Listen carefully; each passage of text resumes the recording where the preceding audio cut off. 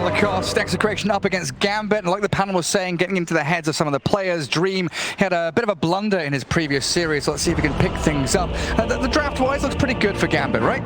Yeah, I'm kind of favoring Gambit's draft, to be honest, because they gave him a hero that he can't really mess up with. It's not a Faceless Void, Gyrocopter. Can't really... a lot of things can go so wrong, right? With the Gyrocopter, use a Flak Cannon or use Rocket Barrage. They catch themselves. Maybe you can misclick a Rocket on the neutral camp or whatever, but yeah, I think they needed to give him a different hero, something that to get back the confidence. Yeah. It's not just the thing that we're talking about, it's actually real, because they need to be able to bounce back. And I'm a bit concerned. I've seen a lot of BRoodmother in Southeast Asia, in China. This hero falls off. Like, you need to hit the right timing. You kill the tier 1 tower early on, control the top part of the map. But then again, you have Rubik. It's one of the heroes for me that's just not a game winner, and not too many good spells to steal anyway. Something from Darkseer possibly, Overgrowth, Nyx Assassin, Impale is good. Other than that, Rubik is just not a game winner compared to what he was, the place where he was a year or two ago. And then we have a Disruptor, Windranger. Like, these three heroes are extremely squishy. Once Morphling gets online, I also don't see a Spirit Vessel carrier. They have Mana Burn, something that he does not like to play into, but other than that, they have tools to deal. Like, they also have a Mana Burn for themselves, yeah, and they have a Gyrocopter to deal with the BRoodmother Spiderlings and the illusions later on. Yeah, some clear to deal with those PL illusions, and then there's that Windranger right at the end, the last pick for them. Like you were saying, a bit of a wonky support duo. Does Windranger remedy some of the problems? Like the panel was saying, they want a hero that can be active and go and do stuff. Windranger, I guess, once she gets Javelin, could run around the map and look for kills, couldn't she?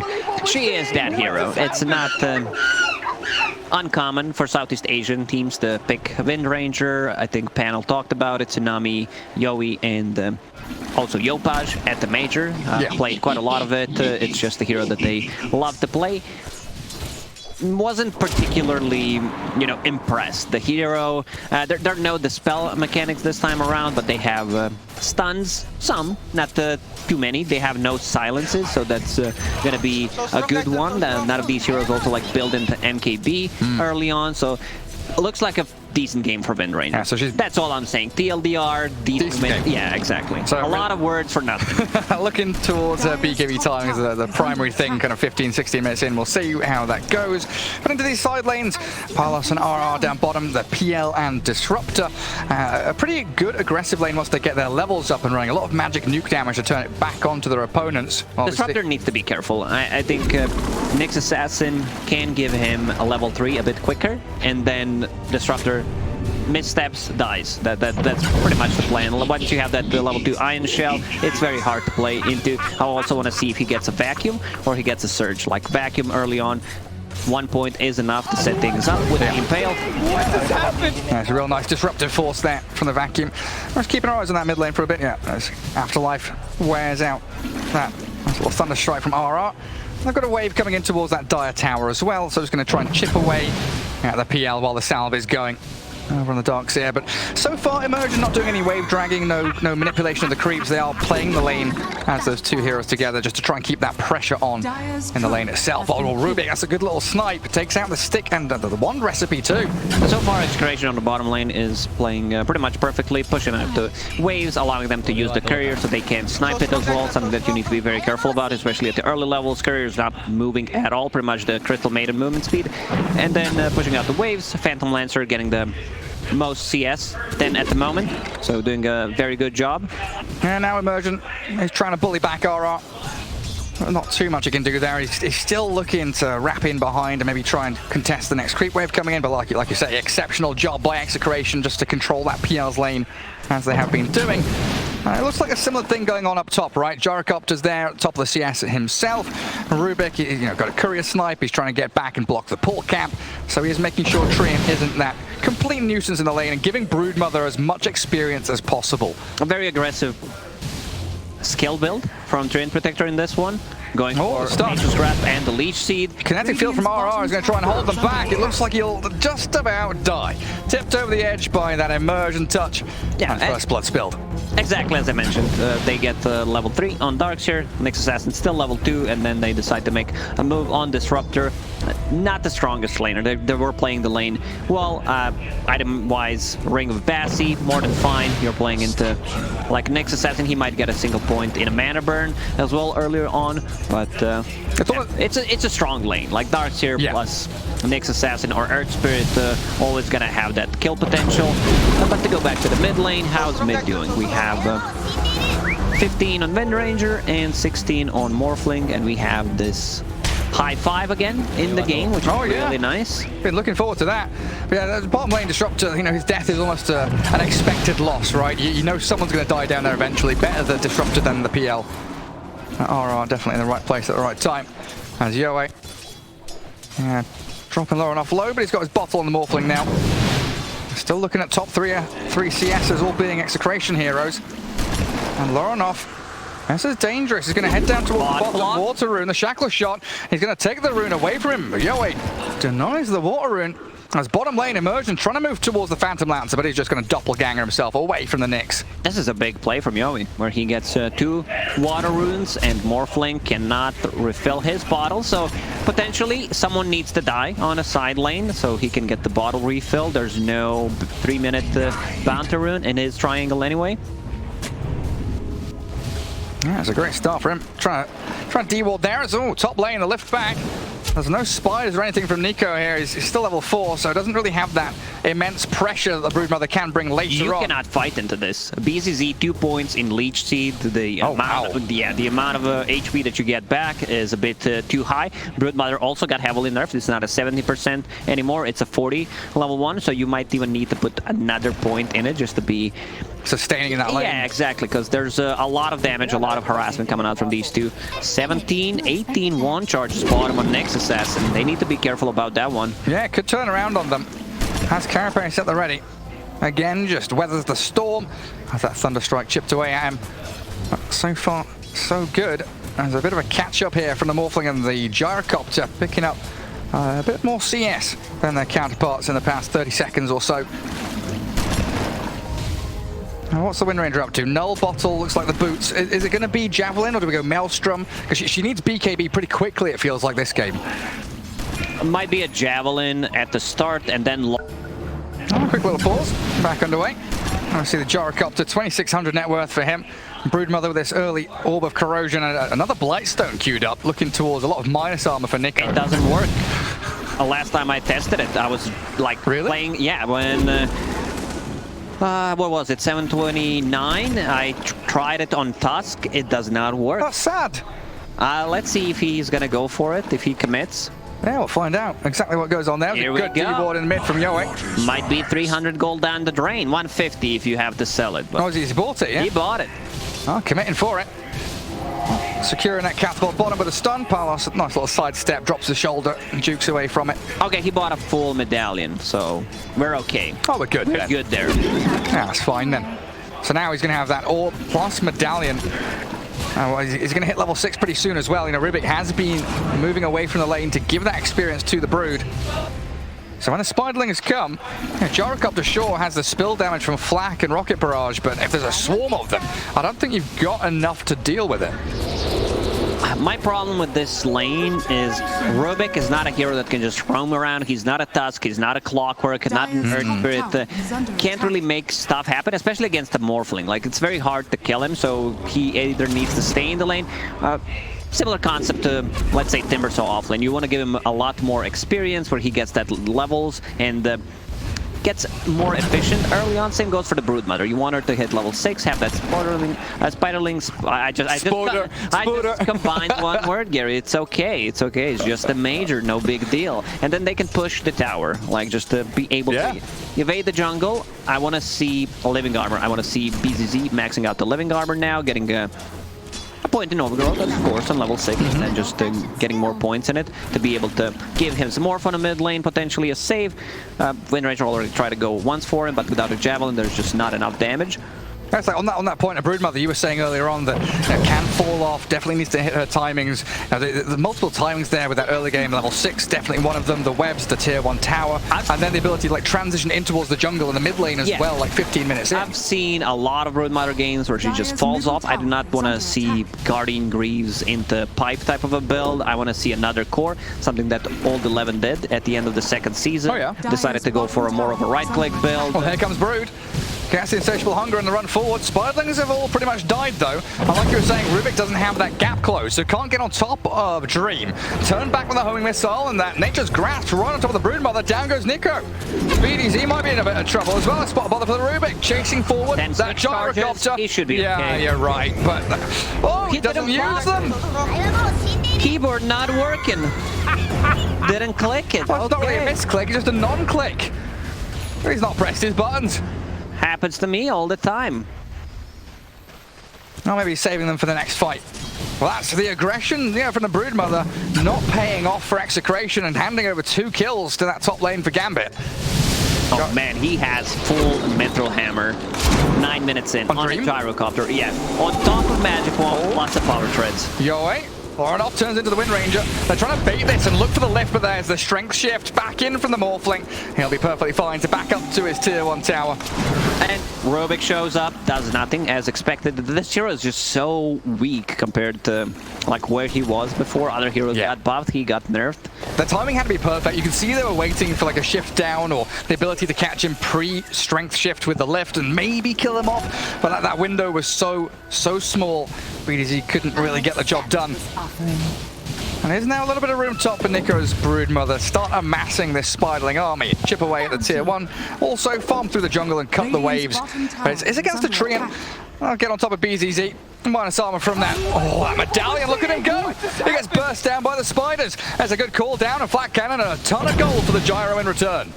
It's still okay. They're keeping the tier 1 tower alive. That's what matters. Tower full HP. They brought Nyx Assassin top, so not too much done, but Darkseer doesn't care too much about it. Feels very safe, has infused raindrop going into Vanguard next. I love that. Might even upgrade it against the Phantom Lancer, against the BRoodmother. I wouldn't mind seeing a Crimson Guard here.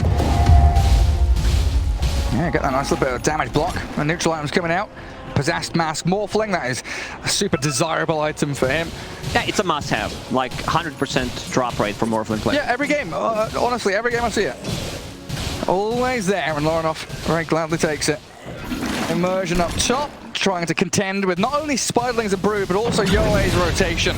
Wind Ranger looking to try and pressure this tier 1 a little bit against that living armor and the Treant's defense. And it looks like with a catapult wave, they should be able to claim this objective. While there's no real pressure on the rest of the map from Gambit, is there? They can defend the tower. Overgrowth is available, cooldown in 20. They want the Wind Ranger. Oh, he's not close enough to get the overgrowth, and they've still got a lot of spiders here for Nico. Back towards the Treant, BZZ down to half HP. They'll turn with the Rocket Barrage, force the spiders back, and they will stop that 4-man push and rotation into top, as Execration have ditched the bottom lane, bringing Phantom Lancer to the triangle now. Phantom Lancer will have the Fusel Blade ready in 300 gold, and then he can join potentially on the top lane. This is where he's going to feel very strong. It's a pretty fast one, yeah. He's rushing it. No, the power treads, no raid bans, nothing. Oh, they miss out on the field. They don't. Inside the 2-man impale back into the wall. Beautifully done by Gambit. That's going to lift their spirits, but a Shackle Shot focus fire onto Dream now. The Wind Ranger wants a bit of action, but the overgrowth holds them all in place. Allows the turnaround yet again. The stolen 3-man. The ravage from Rubik. Oh, hello. Sliced down with a power shot.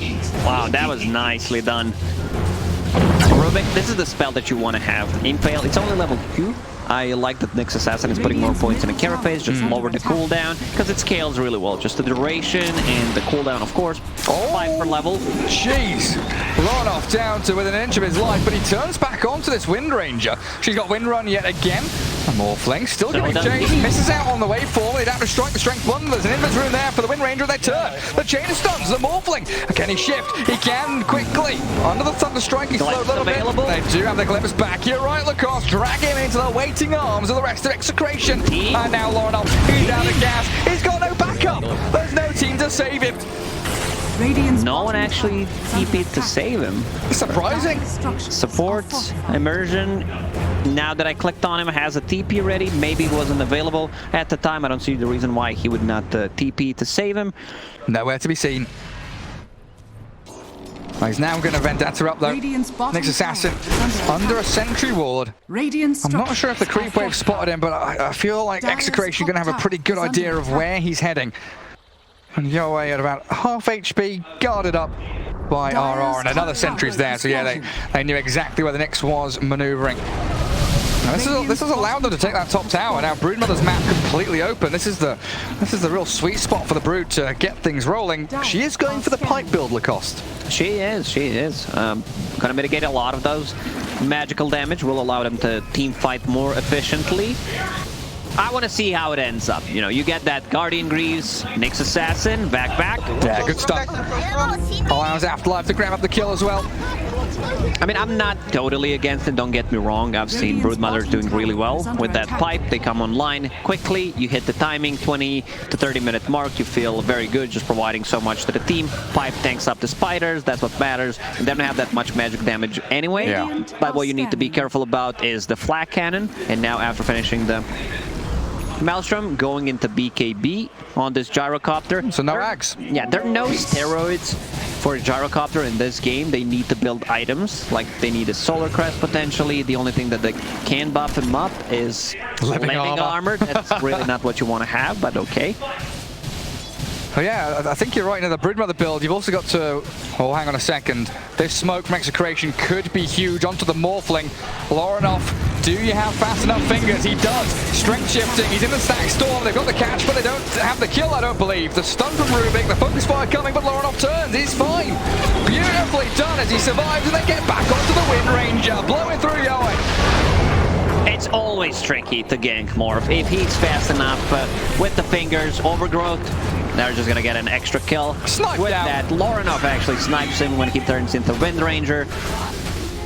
And doesn't even need to go back to base to heal. Has that Morbid Mask, possessed mask story that you talked about, plus the living armor from Treant. Yeah. Rune spawning in the triangle might pick it up. He's perfectly fine, and it allows the rest of the team now to rotate as they did react to that triangle play. They glimpse the Nyx back into the Phantom Lancer though, and Palos with that Diffusal Blade starting to think that he is strong enough to cause a bit of chaos in these battles. But again, it comes down to the timing we need here from the Wind Ranger BKB and the fact that Rubik Disruptor, not really the heroes that you want to be, you know, first point of contact in a fight. They don't roll in, they don't gap close. Yeah, these are not heroes that go in. Someone needs to go in for them. So when Ranger gets the BKB, it's gonna be much easier, or they need to play in the lane with the BRoodmother. Well, yeah, the point about the BRoodmother, right, is that the build with the pipe and the Greaves, you're kind of playing as that team fight utility hero, whereas BRoodmother, as a spiraling maneuver, wants to be out pushing lanes and farming away. So it's a difficult tightrope act to walk across, whether or not you want to be with your team as 5 or if you do want to be split pushing. I think you might be hitting the nail on the head there. If they play into the BRoodmother lane, it solves that problem exactly. No one will come and try to gank BRoodmother. You just don't get the gold back. There's also potentially that you waste the smoke, can't kill her, too tanky, goes through the webs. So they need to play with the BRoodmother. Put some pressure on tier 2 tower on the top lane. Yeah, keep that pressure up there. Try and get onto the tier 2. I mean, RR, BDZ, they are still in that top jungle area. Well, this opens up the rest of the map for Gambit. You know, bottom lane being farmed out completely by Lorenof. The triangle's cleared by Dream's Gyro. And it's this dual core with, you know, you're saying that, oh, well, Emergent. Shackle shot, not going to catch him. Dusted, but too late. Spiderling's almost all cleared through, and a great carapace to stop the power shot from hitting him. Hard to kill. Just maxed out carapace, 10-second cooldown. And they'll get the turn on RR. Find him instead. Or did he try and glimpse the illusion? Yeah, killed an illusion, immediately respawns. Kinetic field comes, but all too little too late. They still managed to kill Immersion. Long distance snipe, power shot plus Fade Bolt will do the trick. And now Spike Carapace stolen. You would ideally want to have Impale, but there are some uncontrollable damage. Oh, is that a shackle shot and an illusion? That's not ideal, but they'll snipe the courier regardless as BCC's dragged to the low ground with a vacuum up. Rubik sent skyward the stolen vacuum though, and the shackle shot latching onto both of them allows Yoe to get the focus fire, but he's overgrowthed up. Shackle shot landing again, he's got them caught up inside, and BDC's going gonna TP home. Afterlife, you might be able to turn with Immersion and Dream here arriving, but Yowie sprints away with the wind run, and Immersion's left isolated by the rest of his squad. Afterlife arriving again. Iron Shell's coming, and the adaptive strike, the shackle shot. Yowie, he turns it back onto him once more. Morphling can't get anything done, and Immersion needs the surge to save him. Power shot again. Gets him. He gets him. Man, Yowie has been on point with those power shots. And now they've got Dream stuck. Thunderstrike with the connect field. He has to BKB. BKB wasted. Essence Ring still available. Living armor as well. So he will live, but a great trade for XctN. That's exactly what they need to do. Play a bit more aggressively. BRoodmother still taking the top part of the map, controlling the jungle. Pipe done. Keeping it locked for now, so I guess you get the double barrier. Use your hood, then use your pipe. Dire's middle tower We'll see if he gets full utilization out of that little trick. Radiant are scanning. But farming incredibly well. Still a little bit behind the Darkseer though, the counterpart there is Pos 3. Around 8,000 net worth. As mid lane, Static Storm. They know there's no BKB on a gyro. The focus fire and that nuke from the BRoodmother clears up the gyrocopter. Courier sniped and a glimpse back on Afterlife. Darkseer dragged in, he's got a vacuum in a wall. Catches out a couple, but then impaled only onto one, and the pipe saves them all. Nico keeps the spoilings alive while BZZ overgrowth in 2 seconds. Kinetic field will trap Lorenof and Afterlife inside. Immersion can't move either, and the Phantom Blaster shreds through the tree, and yeah, he's done for. Do got a bit of trade onto RR there. Afterlife Illusions causing a little bit of chaos. But XctN with that kill on Gyrocopter, so meaningful for them. Yowie once again, landing a great shackle, followed up by a Static Storm. Morphling, what is he getting? He's getting Butterfly next. Very interesting. Even though you're against Maelstrom Wind Ranger, yeah? Oh. I guess against the Phantom Lance, that's going to help out pretty nicely. And PL not a hero that likes to buy MKB. I think he's going to change. He also, like, just shotgun is too good against the supports. If you want to, like, tank up, you can get Scotty.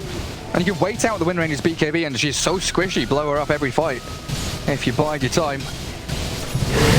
Now we might start to see the strength of these 2 supports. Disruptor and Rubik roaming towards the Morphling, but they won't find Lorenof. And he does buy the Talisman of Evasion, so he's going to Butterfly. Could be just a casual Talisman. I don't know if this is like a good build. Good build early on. Having a 25-minute Firefly sounds good, but you're still rather squishy. They can burst you down. Like your effective HP isn't that great without more strength, without more HP. Vacuum, stun, good Static Storm field. 2 of them stuck inside. The shackle shot there towards the Darkseer. They do blow through BDZ, but the Phantom Lance starting to arrive with his illusions. They'll keep back Gambit, but the Morphling's moved in aggressively onto Yowie. Adaptive strike there, not going to finish him off, so Wind Ranger fine. And the pressure continues and mounts on that mid-tier 1 tower as Gambit bring the numbers. Force the buyback from the Rubik, and now the Doppelganger away by the PL. The tower's down. That's what they came for, and that's what they'll claim. All the glimpse. Back, BKB available. He had time to BKB, but they're going to protect him. Everyone's just going to get there. Not farm for him, so that means that Nico will take the tier 2 tower on the top lane. So now Gambit have to change their plan, move Gyro down to bottom lane, it looks like. Try and protect him down there instead, but Nico, no tier 2 means Outpost belongs to the BRoodmother, and that's going to be a really difficult objective to reclaim at any point against Brood. We mentioned the Darkseer item build in this game, like no shenanigans. I love that people are staying away from Aghanim Scepter Rush. On the hero, I don't think it's that great. We talked about the Crimson Guard, he decided to go for it. Nice. Plus the mech, like, there's so much damage removed from PL, from BRoodmother Spiderlings, and the Wind Ranger Focus Fire. It's actually an insane item, probably the best one that they can get. You counter all 3 cores with 1 item. Especially for a team that doesn't necessarily rely on cooldowns to do damage. The Gyro, the Morphling really are just damage over time in these extended team fights. If you can keep them alive, they get multiple rounds of flat cannon or waveforms just to keep that damage going. Really good iron build, like you say, from the Darkseer. We're still waiting for Yowie to get the BKB, but halfway to his BKB recipe. But at some point, Now, looking at these two drafts, the dual core from Gambit, that Gyro Morphling with the vacuum scary. wall, the Treant, the Nyx Assassin, the team fight is really scary. Do you think the PL is an answer? Is he the king of this game? Not with the item build that he's going for. What's he up to? He's going for Lens and want to get a shard to be more annoying, especially for the supports. But these supports, they're relatively tanky. Nyx Assassin has a carapace. You have the Strand Protector with the Holy Locket, just amplifying the healing for himself and for the team, plus the Overgrowth. So I don't think it's that good. I don't think he's going to be able to just stand the ground and fight. Yeah. Need some more stats, potentially. Their heroes are also not good at going in and out multiple times. Like, BKBs are down, you're going to get blown up. This is what the mana burn really excels at, which is maxed out. I really love what the Immersion on Nyx is doing. Oh yeah, against all these int heroes, right? Disruptor, Rubik, and the Wind Ranger, the prime one. As they move into Roshan, Gambit, they know they're strong around this timing. Morphling, Gyro, they're ready with all the team fight behind them, like we're explaining. Playing into Overgrowth plus vacuum wall inside the pit. It's a mess. It's really a mess. Power shot is gonna miss. BRoodmother coming from the north. They see the Brood. They're spamping it out. Saying, hey, Nico, careful, buddy. There's the stun coming in onto the BRoodmother. Nico trying to heal himself up. He's got the pipe. He's got Solar Crest. He's tanky inside his webs as well with the Essence Ring. The Overgrowth catches and the cooldown comes. So Brood down and Roshan opens up again for Gambit. Well, Yoei, he's forced to BKB Windrun. His mana already got burned. 1 mana burn. It's a 4-second cooldown ability. Very nice. That's a free Roshan for Gambit now, isn't it? A BRoodmother, if they want to contest, they need to buy back on a BRoodmother. Otherwise, the Rosh just goes down. Yeah, they can't. 1/3. Right, it's first Roshan, so it's not a massive deal, it feels like here. But it's still momentum out of the hands of Execration and firmly in the grasp of AS Monaco Gambit. I buy up a Blink Dagger on Rubik, so looking towards these team fights for that counter initiation. They've definitely got the ability here, you know, steal Vacuum, steal Nyx Stun, try and combo up with the Disruptor. A difficult prospect for them, though. And Phantom Lance, like you said, yeah, there's the build. Ether Lens, Shard coming out on the Courier. So we will be able to clear out waves. And Going Octarine next, it makes you know, a lot of sense with level 15 talents, -3 seconds on a Spirit Lance. But yeah, no Skadi, no heart, no ability to, like you say, stand his ground, to stick it in team fights. It does fights. not give you tankiness. You're sitting at 1600 HP, 1800 with power treads on strength. It's like the entirety of their draft is like that. They're all a bunch of spellcasters. No one's really particularly tanky. They need to get that perfect execution. And I feel it's going to start from RR or Yoei. Now it's a full butterfly on Morphling. So you have, as you mentioned, that Maelstrom that procs. It deals with the evasion, but all other right clicks, they don't. Yeah, so something to deal with that Phantom Lancer in the meanwhile. Now, what's next for Lorenof? You mentioned like the Skadi or something like that. Like, does he consider BKB in this game? I might need to when you're not right now, because he's in a good spot holding the Aegis, sitting at 400 gold. We'll have to see. You know, if he dies like straight away, I think BKB is kind of a must, so you don't get your mana burn. Well, Afterlife pops the smoke on Disruptor, so another failed move. Execration get a bit of a high ground ward going. Try and look towards that mid-tier 2 and the dire triangle area. Now it's going to be much easier to execute the combo. Immersion, Nyx Assassin, went for a Blink Dagger after just finishing off the Fluffy Hat. Finishing it off. That's an expensive item, Gary. He's going to sew it himself, put all the components together. And he's going to lead the charge here with Afterlife, surging the Morphling. Lorenof. They see the Phantom Lancer illusions, and they know he was nearby recently. Disruptor is a good Disruptor and a DDPL from the high ground. They catch out the tree at first with the vacuum wall. Stun on 2. They're going to blow through RR. The stack stall comes out, but a little bit too late as they've already destroyed the Wind Ranger. Yoei's gone with no buyback in Gambit. Once again, a firm grasp on this Radiant side of the map. They're just too tanky. I don't think they have enough damage to actually kill a hero. No, that mid-game had to go much better for Execration for them to really levy themselves some kind of momentum, and so far it's just been Gambit all the way. Now this first Roshan, that's just going to claim them up some tier 2s.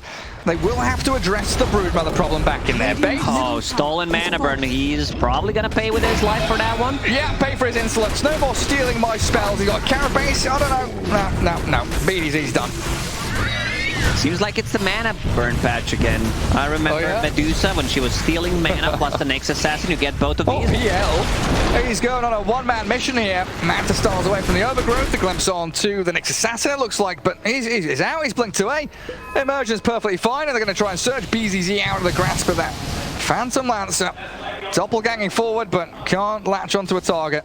That's Crimson Guard doing God's work. They just don't have enough damage. Love the build on Afterlife. We're going into Guardian Greaves, which will replenish some of the mana, give them more tankiness, and now aiming up for a Blink Dagger. Invisibility. So even better execution of the combo. They caught the Gyrocopter, who's also going into Butterfly. Phantom Lancer's going to close the gap on him, though. And Dream has the BKB. There's a nice one from Yoa2. Trying to turn back onto Dream as the BKB is about to wear out. A little power shot towards the Treant as well. XctN, they're edging forward. They want to continue this battle, knowing that there are a number of cooldowns that Gambit no longer have at their disposal. A Morphling shackle shot in, but still holding on to Aegis for about a minute. Yeah, waveforming forward. Wind Ranger getting caught out with no BKB. There's the shackle shot from Lorenof. Good old-fashioned arrows. He got mad. He got shackled so many times. Will turn into Wind Ranger most of the time. And another one. Lorenof goes max Agi, and Immersion's there with the chain stuns. One after the other. They all fall to pieces. Aegis will be reclaimed in 30 seconds, going into MKB next. He's going full greed on this Morphling. He's going big right-click build, and they're going to find RR here, yeah. Can't escape. Gambit, 18-9. Nice, solid 6k lead for them. They're even thinking about pushing high ground. Force some buybacks here at the very least. Aegis, what, in 5 seconds or so? PL does not have damage. He is annoying. His mana burn is also annoying. Something that no one wants to play into, but where's the damage gonna come from? Yeah, they've got a lot of heroes that are nuisances, but no real threats. Darkseer, like you've been saying, the perfect build for him. Sustains and heals and turns up the Palos. He just kills off the Phantom Lancer. It's a good shackle shot towards the Morphling in the DS. Can they kill him off? Lorenof says absolutely not. I'm going to turn and shackle shot you. He's got it, catching the Rubik in the back as well. As the Static Storm wins out on Palos. They do buyback with the PL. In comes the Blink overgrowth from BZZ, though, saving the Morphling. And they've got the follow through. Get him to waveform away. Shackle shot yet again. Latching onto the next behind him. And a BKB TP from Gyro gets him out to safety, so they'll trade a couple of lives here to extricate themselves from the Radiant base. Oh man, this is good for XctN. They keep the Barracks alive, so Barracks was at 100 HP. Seems like the shackle shot is the best ability in the game. Apparently so. I still don't know how the Morphling managed to catch 2 heroes with his, but BDZ's in the mid lane now. Another shackle shot, Immersion. And oh no, he's gonna lose the gem. The gem on him. Oh, that's a bit of trouble for him. Immersion's still stuck in the field, and that's it dropped. Did they note it? Oh, they do. They pinged it out. It was his gem to start with. RR bought it, so they need to give him back. Original owner. And Palos now heading into the heart of Tarask. Did he finish Octarine, or has he swapped builds now? He swapped. He had to buy back in the previous fight, so no gold for him. Realizing he's had problems. Either needed damage or sustain. And Broodmother into a Scythe of Vice, it looks like, pops out the tome for herself. Well, there you go, where's Wind Ranger? Trying to farm through the triangle anywhere that she can find to pick up her own net worth. Showing of XctN on how they can control the map, right? They haven't lost any barracks yet. They've kept that top lane shoved the entirety of the game, it feels like. So this 5-man from Gambit hasn't really found the success it would have wanted. And there are still openings here to find individual pickoffs for XctN if they can get the right smoke ganks, the right timing. But I feel like the wind is still in the sails of Gambit, and they'll be ready to smoke and make another move shortly, especially with the potential Roshan respawn coming up in just under a minute. 40 seconds or so till fast spawn on the big man. And they will shove the Broodmother out of that top lane. Come cruising through their own jungle, and the Iron Shell on the Spirelings there causing a few problems for everyone involved. All we need is TB. Broodmother, Phantom Lancer, TB. Monkey King. Invisibility. I guess Monkey's ulti doesn't cause too many issues anymore. Lovely little fixes coming out of Valve. Before it was TV against PL, it was unplayable. Yeah. Too many illusions with that reflection. Dire's bottom tower is under attack. Afterlife, heading into Shiva's guard after his blink. He's going to walk all the way back to base. A little afraid of that smoke maneuver we were mentioning that XctN do need to pull off very soon. And they're also going to be relying on their buybacks as Roshan is 1.5 minutes away. Looking at the vision, Radiant does not have a single ward across the river. There's only one ward near their outpost, and that's pretty much it. Wind Ranger going to have to TP back up the top to defend again. That's been That should help. a really exceptional showing here from Gambit. Now they're able to control this Broodmother and make sure she's not able to do those nice sweeping movements from the top through to mid, and in that jungle they are holding the outpost as best they can as that 5-man squad. And they are going to smoke. And this is the Roshan fight they've been waiting for. Second Roshan, 45 seconds away. And who's the catch? It's Rubik up top. There's also a Wind Ranger here nearby, but Afterlife smoke popped. He blinks up to high ground and finds nothing. Has been killed. I do get a courier, so not nothing in the end. There's something. Roche will respawn in 30 seconds. Lanes are in a decent state for Gambit. Mid across the river, bottom they have creep advantage and they will push out the top lane. And a smoke from XctN and PL, Wind Ranger, sending their Lancers, Illusions and power shots into mid to shove the wave across. And a Haste Rune going to get grabbed up by the Rubik. No, he's going to leave it there for the bottle refill of the Wind Ranger. It's also 6,000 gold unspent on Broodmother, which is another 5k gold lead kind of for Gambit. Yeah. Because if you don't have items, you're really not doing anything with it. It's worthless. They're going to get some dewarding going. They jump high ground, 3-man back wall, but a good stop turnaround back onto the Morphling who has to BKB. They blow through the Rubik. BDC's down. Still some decent expenditure by Gambit to get that one kill, so XctN not too sad about it, but they need to contest this Roshan. XctN doesn't have a way of starting a fight. They don't have that position 4 that goes in. Broodmother can scout things out, power shot. Like if she lands a good shackle, we'll need to follow it up by a focus fire plus a BKB. It's already they have to move. BKB. The power shot scouts, but Roshan's already dead, it looks like. Lorenof gets the Aegis. Phantom Lancer throws out some Lancers. The Static Storm's down, but the PL's caught out. Needs the Glimmer, needs to save. The Doppelganger away. Sharakov's coming to clear the illusions. They're on the ground vacuum. They've caught the two of them. Down goes RR, and BDZ with that buyback has to retreat, but Parlos scouted. They see the Wind Ranger too, and emerges and sets it up with a stun. Look at him go. The Phantom Lancer didn't stand a chance in hell. He's dead for 100 seconds and probably game over. Phantom Lancer's just not dealing enough damage. He kind of got baited by this build, which is okay in certain situations. I don't think this was the situation. Playing into 2 Agi cores, you need to be able to match up against them. Supports are tanky enough. Like you are annoying, but you don't deal enough damage. And this build from Darkshire not allowing them to actually get any kills. Guardian Greaves keeping them alive, living armor plus a Crimson Guard, and they're gonna go for the finish. Yeah, they're going for tier 4s and throw. They know he doesn't have buyback. They've timed it. It's still on cooldown for 2 minutes. So that means there's no Phantom Lancer, no damage, no nuisance. And they're just going to go for tier 4s and throws. It's a shackle shot, sure, but Afterlife, he's got so much heal and sustain. He's fine there with living armor on top of him as well. And Lorenof is just pummeling the throw. This is what we call zoning abilities, Gary. Zoning wall, zoning cooldown. BDC's in, but the game is over. I call it.